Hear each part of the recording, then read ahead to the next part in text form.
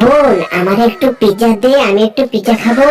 এই, আমি দেবো না, মা বানিয়েছে, আমার দিয়েছে, আমি খাবো। ভালো লাগে না। এই পল্টু আর মিনা, তোরা দুজনে বাইরে যাবি না, আমি বাইরের থেকে আসছি, তোরা ঘরে থাকবি।